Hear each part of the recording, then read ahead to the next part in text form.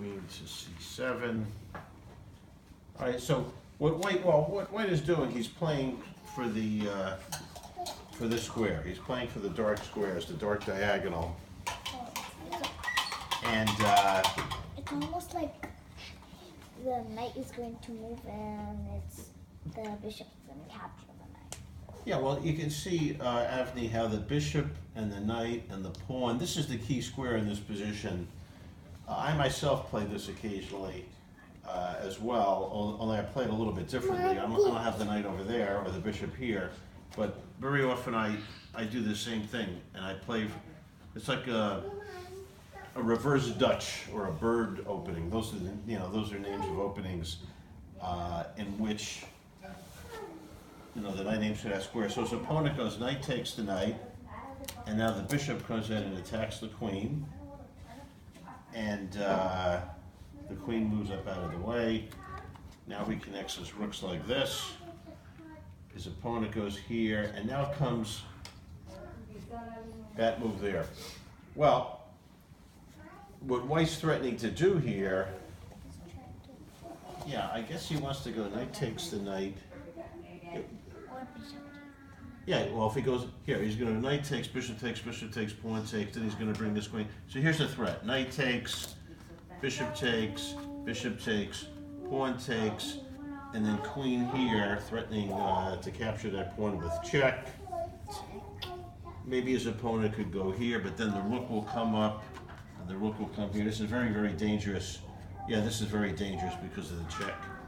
So, in order to prevent that from happening, his opponent takes the knight, which looks like a pretty solid move. Knight takes the knight.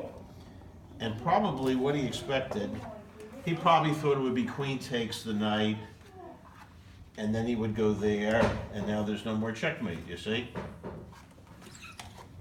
But now this is a famous game. His opponent played a double bishop sacrifice.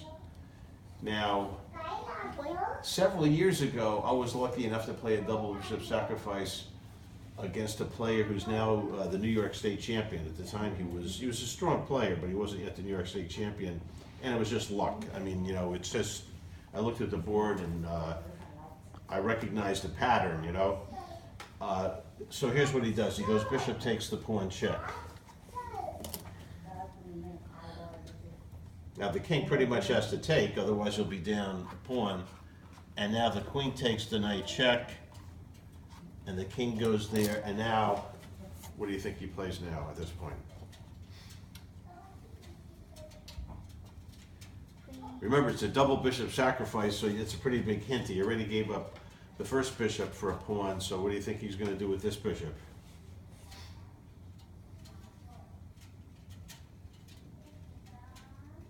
He sacrifices for this pawn.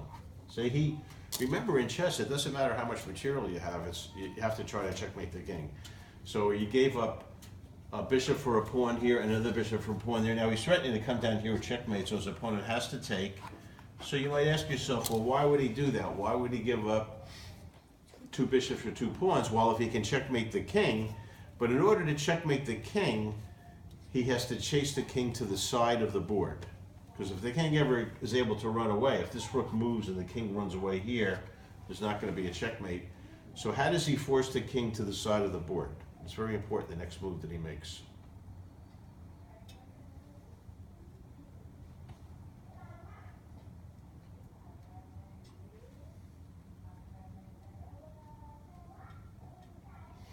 Is there some way the queen can check the king and force the king over to the side? G5? Well, a lot of students say that, but unfortunately on G5 his bishop Oh, okay, will take right, it. right, there is So it has to be a square where the queen will not be captured. And really, there's only one other square. There's one E5. square. Well, you could check on E5, but then he could either you block. can interpose. Yeah, then he could block with the pawn, and then the king would be able to run away. So we're looking for. There's one other square that the queen can check from. Oh, I got it. Avdi. 5. Not 5. I was gonna say 5G.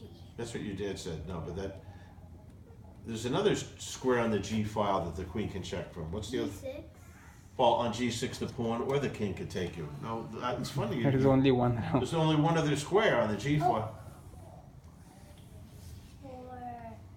For G. Well, we say the letter first, so it's G4. All right. Now, why can't the king run here? How would black get checkmated in one move if the king went there? Queen would go to H4. No, on H4, the king could just go. The king would run away and go back and forth. Maybe you could get a draw by doing that, but you could checkmate that king in one move.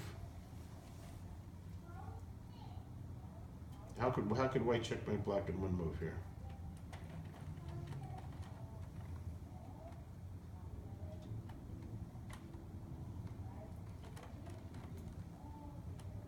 Well, where can the queen check the king guarded by a pawn? With the pawn guarding it, where could the queen check the king?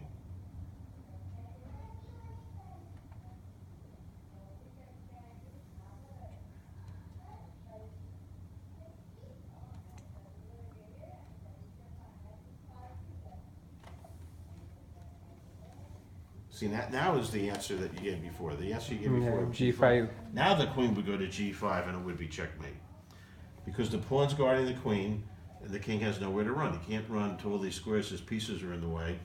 So that means that the king has to run to the side of the board and he brings his king over here, okay?